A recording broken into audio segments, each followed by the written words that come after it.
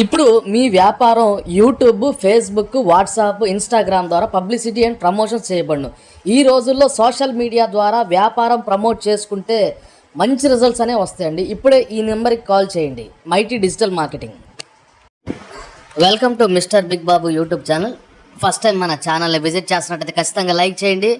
Mister big Babu YouTube videos మీకు నచ్చినట్టయితే కింద కామెంట్ చేయండి. ఖచ్చితంగా లైక్ అయితే చేయండి.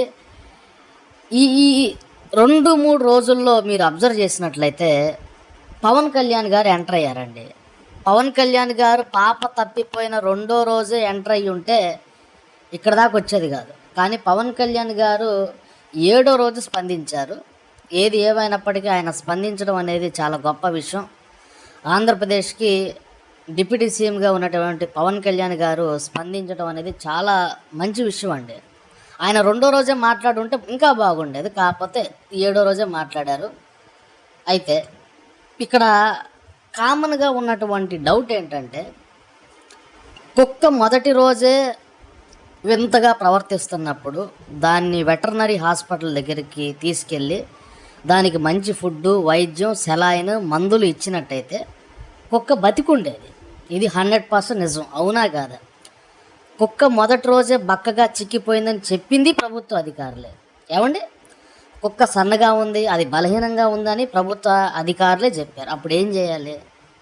ఆ కుక్కని తీసుకెళ్ళి యానిమల్ హాస్పిటల్ అనేది ఒకటి ఉంటుంది, జంతు హాస్పిటల్ అనేది ఒకటి ఉంటుంది, దాంట్లో తీసుకెళ్ళి ట్రీట్మెంట్ అనేది ఇవ్వాలి. ఇప్పుడు కొత్తగా ఏమన్నారు, కుక్కకి ఎవరైనా విషం పెట్టారా అంటున్నారు.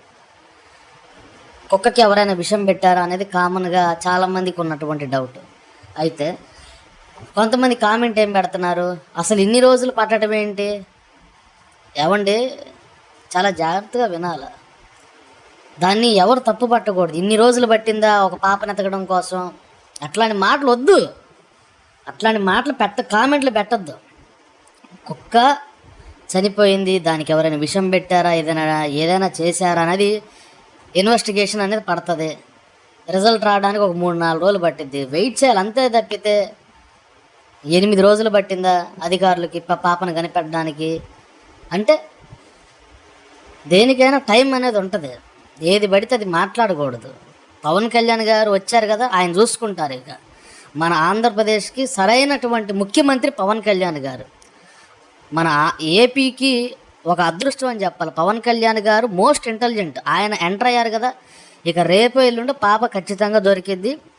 దొరికిన తర్వాత అందరూ కూడా న్యూస్లో చూస్తారు. పవన్ కళ్యాణ్ గారు సీన్లోకి ఎంటర్ అయ్యారు కాబట్టి మనం వెయిట్ చేయాల్సిందే. దీని గురించి మీ అభిప్రాయం కామెంట్ అయితే చేయండి.